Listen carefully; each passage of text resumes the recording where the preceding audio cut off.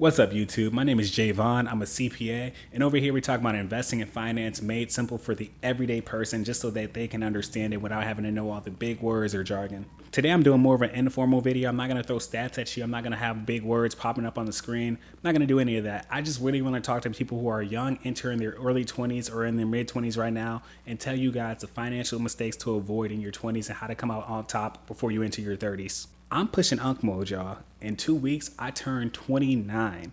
So I figured, why don't I tell you guys exactly what mistakes to avoid or mistakes that I literally watched out for on my way to being this age right now and things that you should look for that may help you out in your purpose. Now, the first mistake to avoid, really, I see a lot of guys have this problem more than girls, but it's going broke and pressing other people.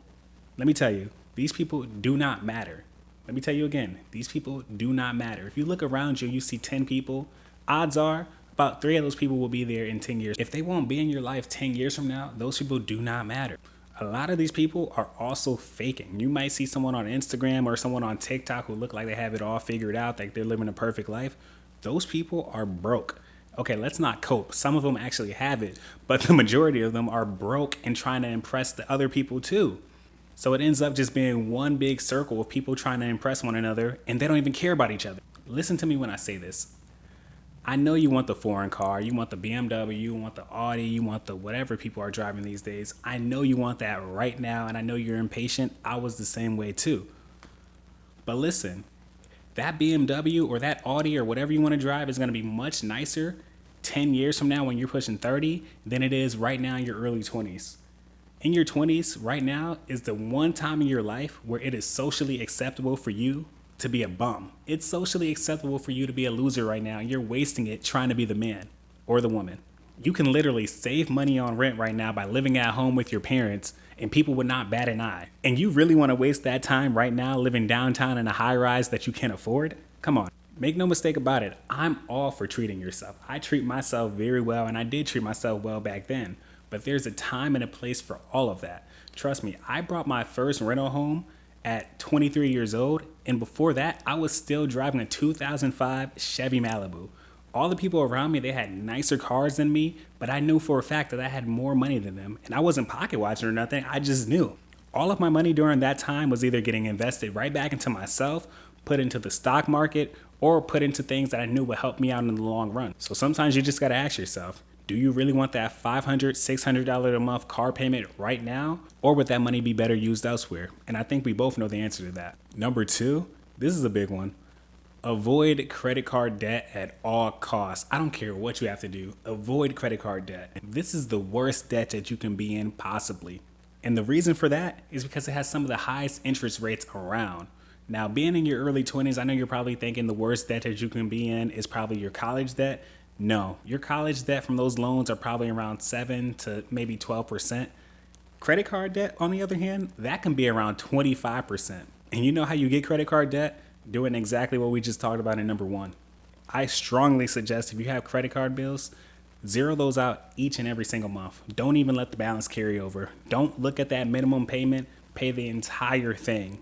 And if you can't pay the entire thing, then you shouldn't be spending that money anyway, because that wasn't your money to begin with. If you have no credit card debt, you're already ahead of most people in the world. Just simply avoiding this can keep you ahead of the curve. So seriously, if you get one thing from this video, just one thing at all, let it be this: avoid credit card debt at all costs. A lot of people, they may try to justify using your credit card by saying, oh, we get points from spending.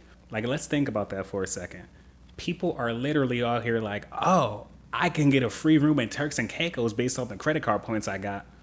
Okay, but who cares if you're $20,000 in debt? The only way to make credit card points worth it is if you have no balance whatsoever and they're not charging you interest because you don't owe anything. All right, anyway, let's move to number 3.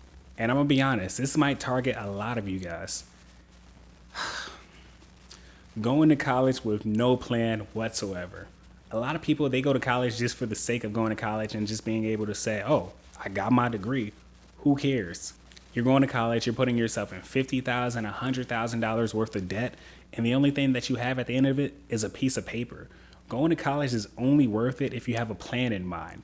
What career field am I going into?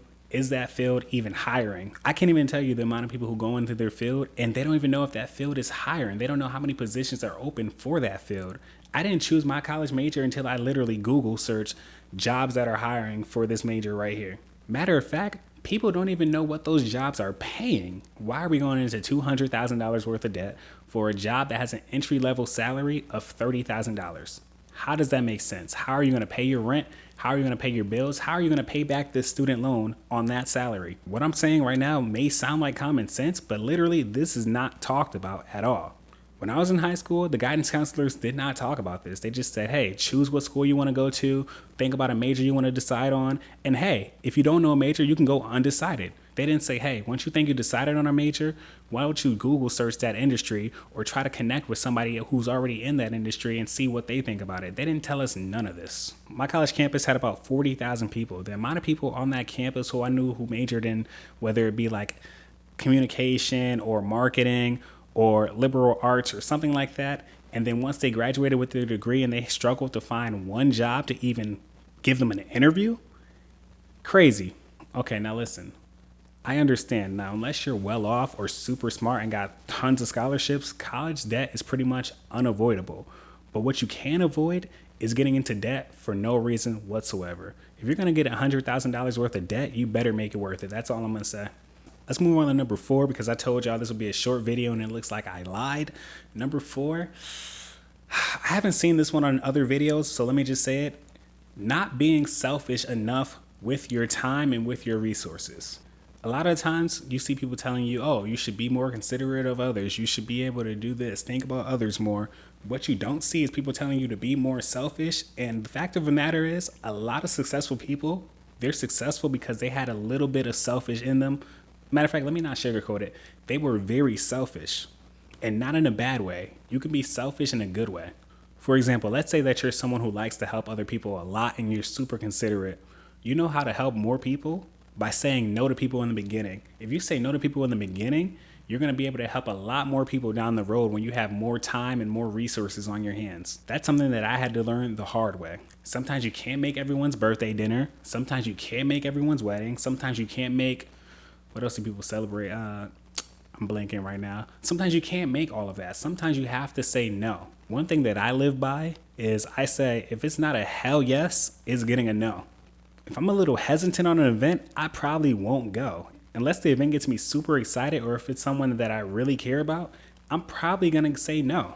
And it's not even just about events, guys. As you level up, you're going to see a lot more people come to you for either for favors or for their problems. And you can't help everybody. Helping everybody is going to lead you to not being able to help yourself. At the end of the day, you have to prioritize your life and your financial situation, and you can't give in to the pressure of other people. Just because someone screwed their life up and made the wrong decisions doesn't mean that you have to take responsibility for their mistakes. Sometimes the best way to help people is to not help them at all. And I know I sound cold there, but trust me, once you get into your 20s or mid-20s, you're going to see exactly what I'm talking about.